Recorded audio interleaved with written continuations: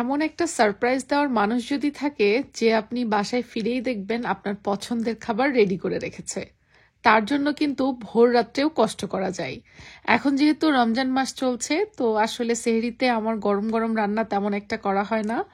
মাঝে মধ্যে হয়, প্রতিদিন আসলে হয় না, কারণ আগে থেকেই আমি রান্না করে রাখি। আর একদিনে দেখা যাচ্ছে 2-3 দিনের রান্নাও করে রাখি, গরম করে করেই বেশি খাওয়া হয়, কারণ ব্যস্ততা।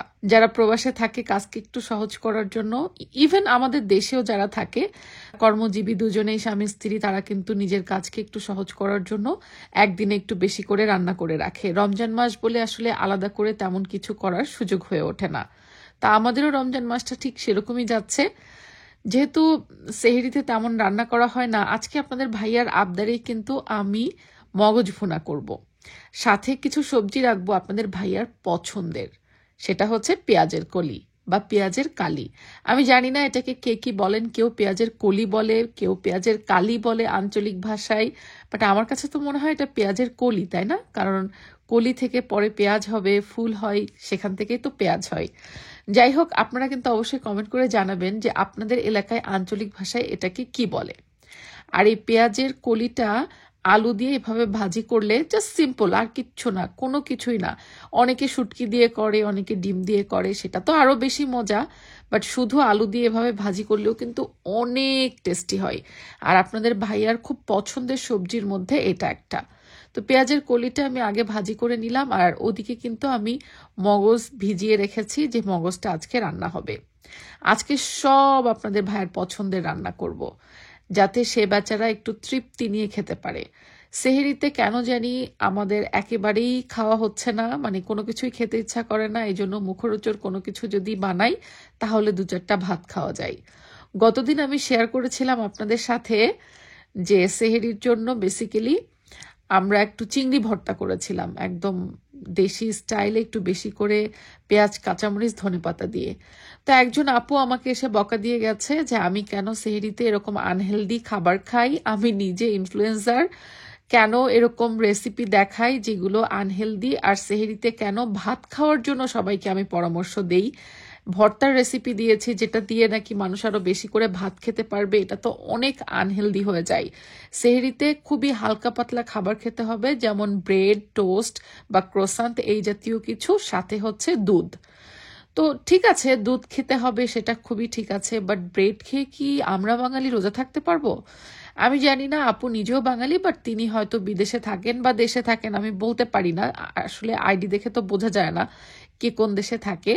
তো আমি আসলে তার প্রতি যথেষ্ট সম্মান রেখে তাকে উত্তরটা করেছিলাম যে আপু, এক একজনের পছন্দ তো এক এক রকম, তাই খাবারের ব্যাপারে কারোর বিষয়ে ইন্টারফেয়ার না করাই ভালো। তো সে আমাকে এসে আবার ধমক দিয়ে বলে গেছে সে নাকি এটা ইন্টারফেয়ার করছে না, সে নাকি আমাকে ইনসিস্ট করছে যেন আমি মানুষকে খারাপ বা আনহেলদি খাবার খাওয়ার জন্য ইনফ্লুয়েন্স না করি, এটা সমাজের জন্য ক্ষতি।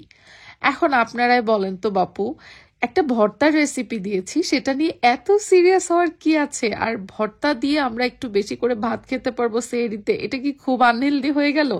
আপনাদের কিন্তু কমেন্টস চাই।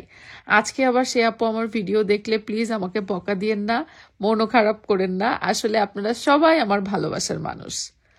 তো সেহরিতে এই যে মজার রান্না শেষ করে আমরা সেহরি করেছি, তারপরে একটুখানি ঘুমিয়েছিলাম। ঘুম থেকে উঠে দেখি আমার চোখ মুখ একটু ফুলে গেছে। তাড়াতাড়ি করে আমি অফিসে বের হয়ে যাচ্ছি। আমার বাচ্চা কাচ্চারাও এসেছে আমাকে ড্রপ করতে। বাইরে এখন প্রচন্ড ঠান্ডা, আমার গলার ভয়েস শুনে বুঝতে পারছেন। আর বাইরে যেহেতু অনেক ঠান্ডা, এই জন্য এখনো কিন্তু জ্যাকেট প্যাকেট করেই বের হতে হয়। বাংলাদেশের কি অবস্থা বলেন তো? বাংলাদেশে তো শুনছি অনেক গরম পড়ে গেছে, কিন্তু এখানে কিন্তু এখনো নাক টানতে হয়, সর্দির জন্য নাক টানা লাগে, বুঝেন অবস্থা।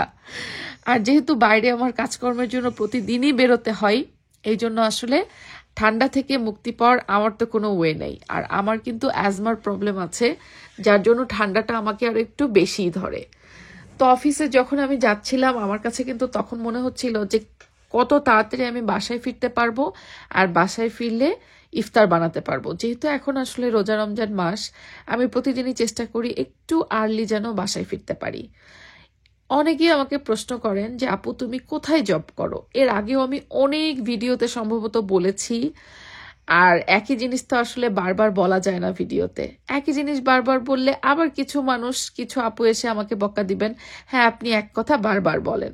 আসলে কি করব বলেন, অনেক আপু তো প্রতিনিয়ত আমাদের সাথে নতুন নতুন যুক্ত হচ্ছে।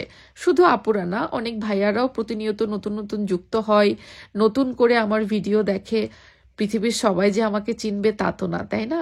সো তাদের হয়তো অনেক কিছু জানতে ইচ্ছা করে, আর ভিডিওর মাধ্যমে বলে দেওয়াটা বা দেখানোটাই কিন্তু সব থেকে সহজ, একসাথে অনেক মানুষ জেনে যায়। যাই হোক, আমি অফিসে চলে আসছি, আর এই যে দেখেন অফিসে কিন্তু আমাদের ব্রিটিশ কাউন্সিল থেকে সার্টিফাইড আমাদের সবার যে সার্টিফিকেট সেটা এখানে লাগানো। এর মধ্যে আমিও আছি। আমাদের টিএনটি কনসালটেন্সি লন্ডনের একজন এডুকেশন অ্যাডভাইজার।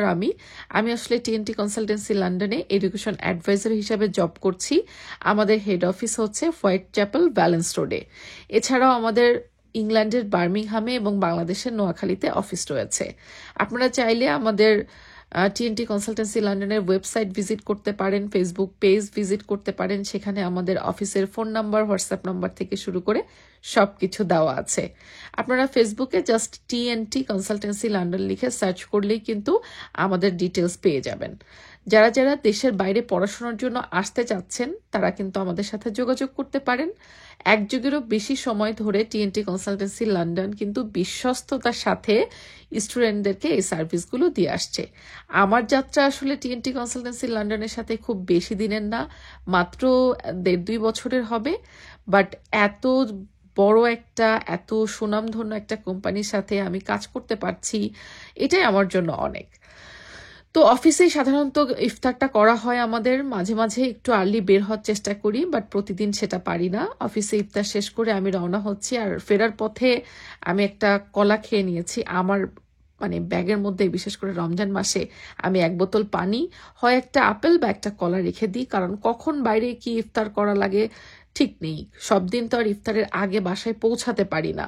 যেদিন ইফতারের আগে বাসায় পৌঁছে যাই সেদিন তো গেলাম, বাট যেদিন পৌঁছাতে পারি না সেদিন অনেক সময় বাইরে ইফতার হালকা পাতলা কিছু করে নিতে হয়, তারপরে বাসায় এসে আবার খাওয়া দাওয়া করি। আর আজকে তো একদম সারপ্রাইজ, বাসায় এসে দেখি আপনাদের ভাইয়া আমার জন্য ইফতার প্লেট রেডি করে রেখেছে। সে নিজেও ইফতার করেনি, আমার জন্য অপেক্ষা করছিল। আমি যেহেতু ইফতারের একদম পরপরই চলে আসছি, তো এসে দেখি সে একদম সুন্দর করে টুনটুনির জন্য 2টা থালা রেডি করছে। আমি অবশ্য ছোলা কিন্তু আগে থেকে ভুনা করে বক্সে নর্মাল ফ্রিজে রেখে দিছিলাম, ওটা জাস্ট সে ওভেনে গরম করেছে। চিকেনটাও মেরিনেট করা ছিল আমার ফ্রিজে, সেটা জাস্ট একটু ফ্রাই করেছে। আর আমার খুব পছন্দের বেগুনি আর ধনে চপ বানিয়েছে, ধনে পাতার চপ আর কি। আমি না খুব বেশি ইফতারিতে ছোলা, মুড়ি, ভাজা পোড়া এগুলো পছন্দ করি, বাট আপনাদের ভাইয়াও তো একটা পছন্দ না করলেও সে আজকে আমি পছন্দ করি বলে আমাকে সারপ্রাইজ দেওয়ার জন্য নিজে টুকটাক বানিয়ে রেখেছে।